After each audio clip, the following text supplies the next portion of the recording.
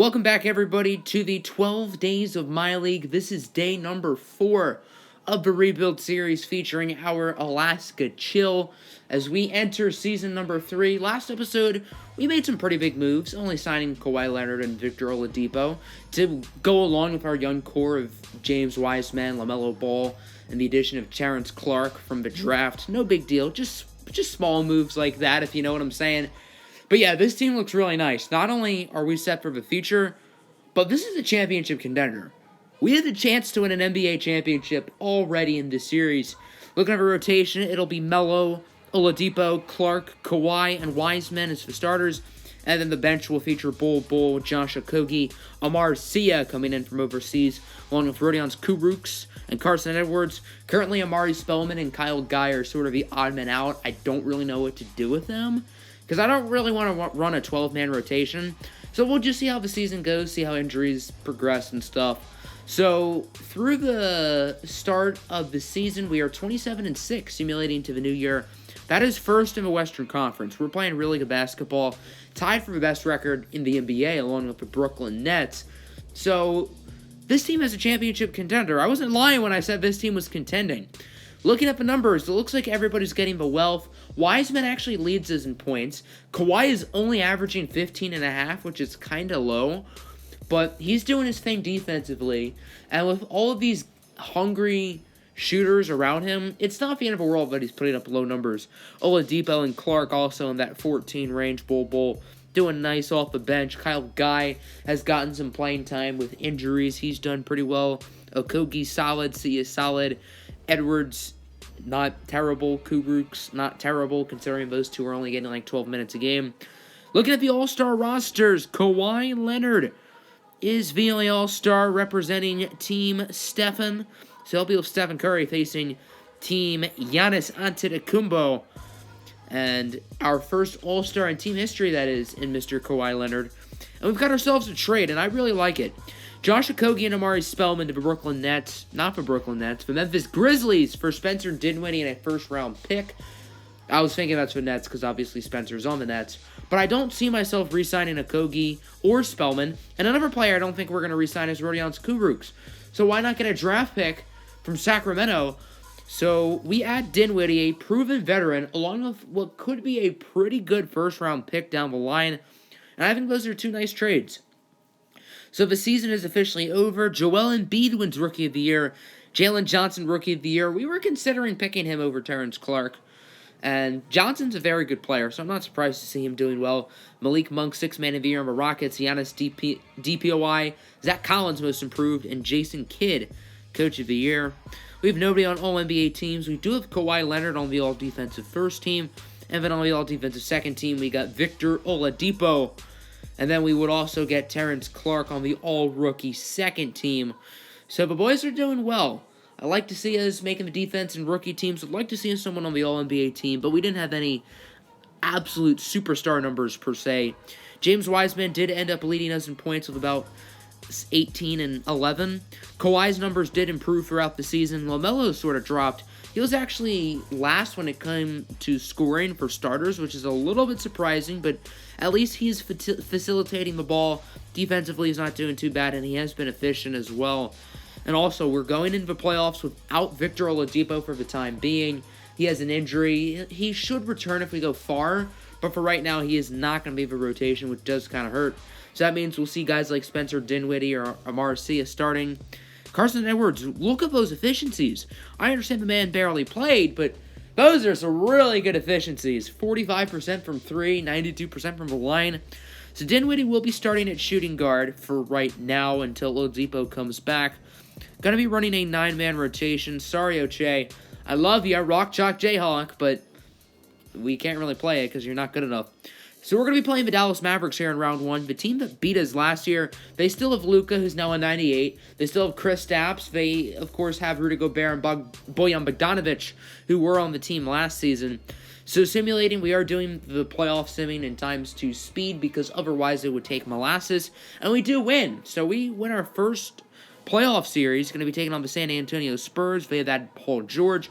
Dejounte Murray's developed really well. And if you notice in the other bracket, the 2 and 3 seed both lost. So if we win the series, we're going to play a 6 or a 7 seed.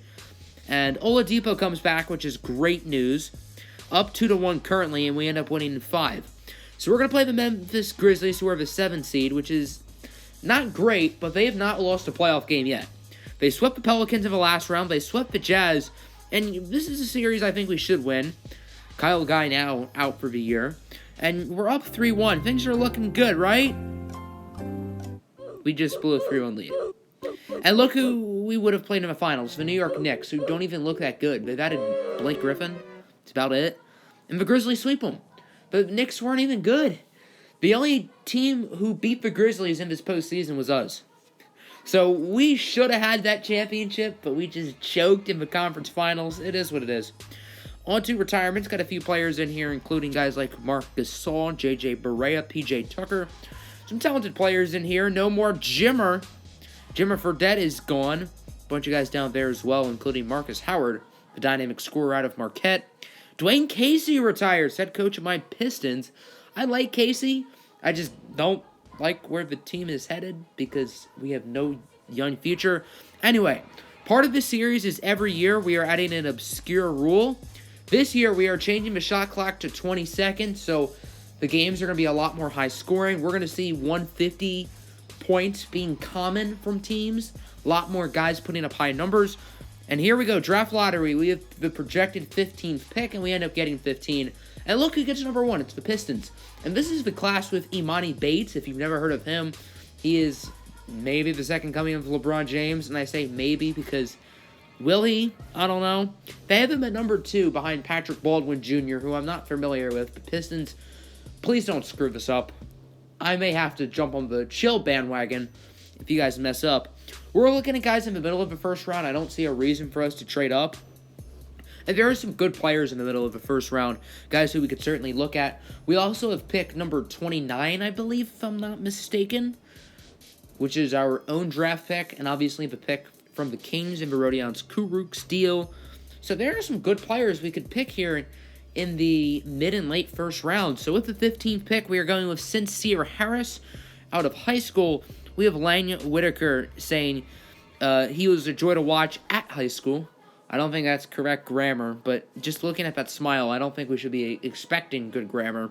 Then with pick 29, Roko Percussion? I don't know how to say that name because there's no vowel until the 4th letter. That's very confusing. And then with our second round pick, number 49 overall, we're going with Frank Kepnang from Duke. I assume he's probably French or something. And then that Roko guy, he is going to be hanging out overseas. So the Pistons screw it up. We go Patrick Baldwin, number 1. Hornets and Blazers also screw it up. So it's the Washington Wizards who end up with Imani Bates. And this draft class is actually kind of stacked because I think it features guys who can now come out of high school. So this is basically like the 2022 and 2023 classes in one, technically. So that's why it's really good. And that's probably how it's going to be in real life. Assuming this is when the one-and-done rule is dropped, we'll see a really, really good 2022 draft class. So if the Pistons continue to struggle, it's not going to be the end of the world if we end up with a top pick here, as long as we don't screw it up. So here's a look at the rest of the draft results as well. Got some interesting players in there like Franz Wagner from Michigan, younger brother of Mo Wagner. We're going to be signing everybody to the team, of course. Welcome aboard, gentlemen. Looking at the options, Wiseman, Ball, and Edwards will all be brought back. Obviously, not really a hard decision there. Kyrie Irving declines his player option along with Bradley Beal, Kemba Walker. So we got ourselves an interesting free agency class. We spent all of our money last offseason, though, on Kawhi and Oladipo.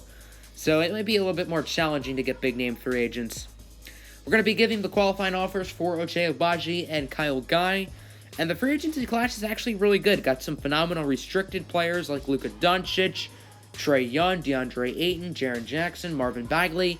Pretty much the 2018 class. Along with some good unrestricted guys like Kyrie, Beal, Kemba. Mitchell Robinson is even unrestricted. The only problem is we don't have a lot of money because, as I said, we paid 2 max contracts last offseason. So we don't have a ton to spend here. Currently at about -10. We can probably sign a role player if we want to, but we're not going to be getting anyone really good this offseason, which isn't really a surprise. And we don't need anybody good. This team is already stacked. So we're going to be going after Robert Covington. He does accept our contract. So welcome to the team, Robert Covington, Kyle Guy, Ochai Agbaji, both accept for qualifying. So they are back. And overall, outside of Covington and the rookies, this team doesn't really look any different. Kawhi does go down 2. That'll happen with a guy now in his 30s. Wiseman goes up 6. He is now a 92. He has progressed really well. There is LaMelo Ball. He only goes up 2, so not quite as big of a jump as Wiseman, but he's still an 86, which is good. Terrence Clark goes up 5. Bol up 3. Edwards up 2. Sia up 3. Anton Watson up 7. Brian Antoine up 6. So as you can see, the young guys are progressing, which is very, very good, and that's the main goal for this team at this point. Looking at the trading camps, gotta go on tap potential. There's no other way to go. Gonna give the first one to LaMelo Ball, and then the second one will go to Terrence Clark. Make sure those two guys can develop into the superstars we believe they can turn into. So that'll do it here for season number 3. I hope you guys enjoyed. The team does not look too much different, which I guess continuity can be a good thing here. Can this team win a championship next year? Find out tomorrow, as that will be the upload of day 5 of 12 Days of MyLeague. If you're enjoying the series, make sure to hit the like button and subscribe. And as always, have a good one. Peace out, my friends. Have a good Monday.